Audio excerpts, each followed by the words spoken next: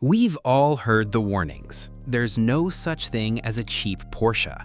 If you buy a used German sports car, keep a $10,000 emergency fund just for the oil leaks and electrical gremlins. For decades, car culture has treated Porsches like high-maintenance supermodels. Beautiful, transcendent to drive, but ultimately fragile masterpieces that will bankrupt you the moment a single pixel goes dark on the dashboard. But what if I told you that some of the greatest engineering minds in Stuttgart actually built cars that are fundamentally unkillable? What if the most reliable, bulletproof daily driver sports car on the planet isn't a Miata or a Civic, but a Porsche that you are actively ignoring because of a badge, a cylinder count, or an internet forum rumor? Today, we're tearing down the myths. I'm sitting down with Angelo, a man who has spent his entire life knee-deep in horizontally opposed cylinders to figure out what cars the spec sheets are lying to you about. We're talking about the zero-failure engine nobody wants to admit is perfect, the absolute best bang-for-your-buck mid-engine car on the secondary market, and why I told Angelo to his face that his dream 1979 930 Turbo is a beautiful piece of crap. Whether you are saving up for your very first key on the left side of the steering wheel, or you're a seasoned Renless regular who argues about paint-to-sample codes in your sleep, this isn't about brochure numbers. This is about real-world asphalt, real-world metal, and the real cost of owning a legend. Before we drop the clutch, do me a quick favor. Hit that subscribe button, smash that notification bell, and drop a comment below. What is your personal ultimate dream Porsche? Let's see how many of you say 911 versus everything else.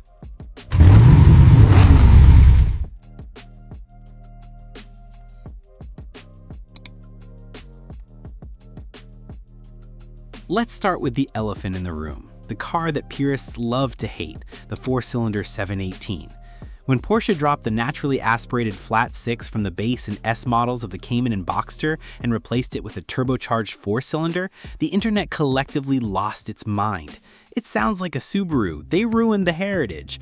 People acted like Porsche had committed a sin against sports car history. But while the internet was busy crying about the exhaust note, something fascinating was happening on the service bays. Angelo, let's talk about the four-cylinder 718 motor.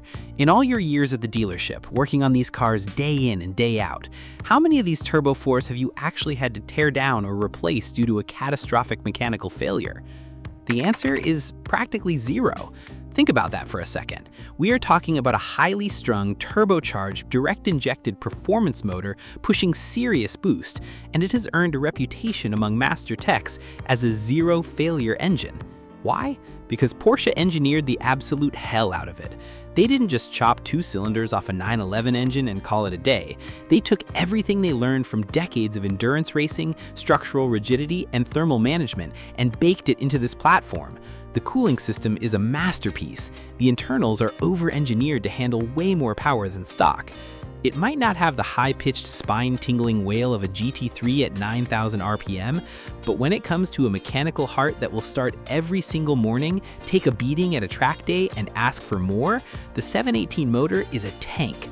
You aren't buying it because you're listening to the purists on the forums, but while they're waiting for tow trucks, 718 owners are out driving. But okay, let's say you need that flat six soul. You need that mechanical harmony behind your head. You want the analog feeling, but you don't have $150,000 to drop on a modern 911 GT3. Enter what I believe is the best bang for your buck Porsche on the planet, and the ultimate daily driver mythbuster, the 987.2 Cayman. Now let's look at how it compares to the earlier models.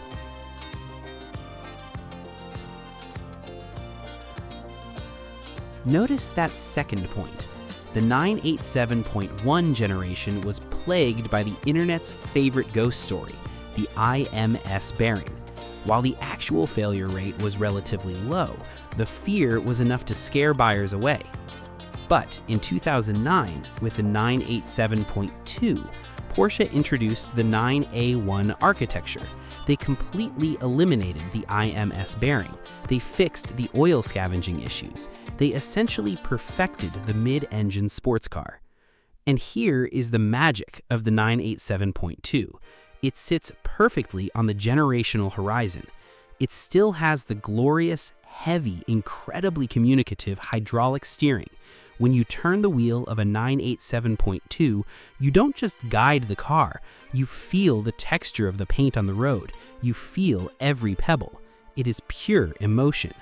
Yet, because it has the modern 9A1 engine, it possesses the bulletproof reliability of a modern car. It's small. It has two trunks, yes, a front trunk and a rear trunk, making it insanely practical. And it handles better than a contemporary 911 because the engine is in the middle, right where physics intended it to be. If you want a car that makes you feel alive on a Tuesday morning commute without breaking down on a Friday afternoon, this is the sweet spot. They are rare, they are holding their value incredibly well, and yet they are still within reach of a regular enthusiast. Now, let's pivot from practical daily drivers to absolute bedroom poster legends. The 1979 Porsche 930 Turbo, the Widowmaker. This is Angelo's absolute dream car. Look at him, his eyes light up just thinking about it. And look, I get it. The flared arches, the massive whale-tail spoiler, the raw, unfiltered danger of early turbocharging technology. It is an icon of automotive design. But during lunch today, I looked Angelo dead in the eye and told him his dream car is a beautiful piece of crap. Why did I say that? Because from a modern usability standpoint, the 930 Turbo is a psychological thriller. You mash the throttle, and for about 3 business days, absolutely nothing happens. You're waiting, and then suddenly at 4,000 RPM, the turbo hits you like a freight train. If you happen to be mid-corner when that boost hits, the rear end of the car immediately tries to overtake the front end and you are flying backward into a guardrail. It has a 4-speed manual transmission with throws longer than a boat oar. It lacks power steering, lacks ABS, and lacks any semblance of safety net. It wants to kill you. But Angelo stopped me right there, and he explained why I am completely, utterly wrong. Angelo's argument is simple.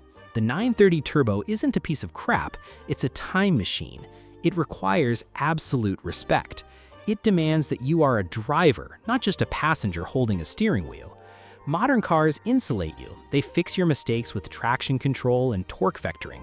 The 930 Turbo doesn't hide anything. When you get it right, when you manage the turbo lag, catch the apex, and rock it down a straightaway with that flat 6 screaming, it gives you a high that no modern digital sports car can ever replicate. It's a battle of philosophies. Do you want perfection, or do you want a soul that bites back? Let me know in the comments right now. Are you team modern usability, or are you team Widowmaker? No matter which camp you fall into, whether you buy a brand new 718 or a classic 930, there is a critical distinction that every single current and future Porsche owner needs to understand if they want to save their engine and their wallet. There is a massive difference between doing an oil change and maintaining a Porsche. An oil change is a commodity. Maintenance is a philosophy. A lot of people buy a used Porsche, take it to a quick lube shop down the street, change the oil every 5,000 miles and think, yep, I'm taking great care of my car.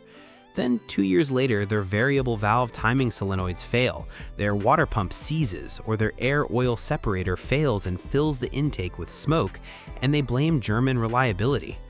Porsches are high-tolerance machines. True maintenance means understanding preventative lifespans. It means changing your spark plugs and ignition coils not just when the car misfires, but before they degrade and stress the ECU.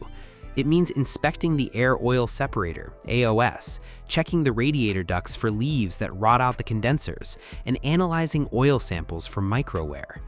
Angelo always says, if you wait for a Porsche to tell you it's broken, you've already missed the window to fix it cheaply. If you treat a Porsche like a Toyota Camry, it will punish you. But if you respect the maintenance schedule, use high-quality fluids, and find a specialist who knows these cars inside and out, a Porsche engine will easily cross 100,000, 150,000, or even 200,000 miles without losing a single horse from its stable. As we look toward the future of these machines, we have to talk about a tragedy that is unfolding right before our eyes: the death of the manual transmission. We're living in the twilight era of the three-pedal sports car. Year after year, the take rates for manual transmissions drop. Porsche's PDK dual-clutch transmission is objectively a miracle of engineering. It shifts faster than a human blink. It keeps the engine perfectly in the power band. It makes the car faster on a track sheet and easier to drive in stop-and-go traffic. But speed isn't everything. The disappearance of the manual transmission is fundamentally changing the secondary market. We're seeing a massive premium placed on manual cars. Go look at the auctions right now. A manual 997 or 987 commands a significant price premium over its automatic or PDK counterpart. Why? Because enthusiasts are waking up to the realization that when the manual is gone, a massive layer of human emotion is stripped from the driving experience. When you drive a manual, you are part of the mechanical ecosystem. Your left foot and your right hand are directly responsible for the harmony of the engine. If you mess up a downshift, the car jerks. If you nail a perfect heel toe, you feel like a racing driver. What does this mean for you? If you're looking to buy a Porsche as a long-term keeper, finding a manual transmission isn't just about driving engagement, it's the ultimate hedge against future depreciation. The market is starving for analog experiences in a digital world. At the end of the day, whether you are scanning listings for an entry-level Cayman or you are a seasoned Rennlist regular with a garage full of GT cars, this conversation isn't about status symbols. It's about the real-world usage of these incredible machines.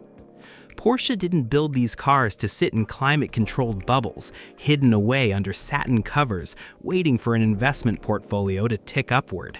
They built them to be driven. They built them to have bugs smashed against the windshield, to have the rev limiter bounced off on a closed track, and to take you down a winding back road when you just need to escape the noise of the world. Don't let the internet scare you away from your dream. Don't let the purists dictate what car brings you joy. Find the one that makes you turn around and look back at it every single time you park it in your driveway. If you enjoyed this deep dive with me and Angelo, make sure to hit that like button. It seriously helps the channel grow. Don't forget to subscribe for more deep dive automotive content, and let me know in the comments below, are you buying the reliable 718, the analog 987.2, or risking it all for the Widowmaker? Thanks for watching. Keep the shiny side up, and we'll see you in the next video.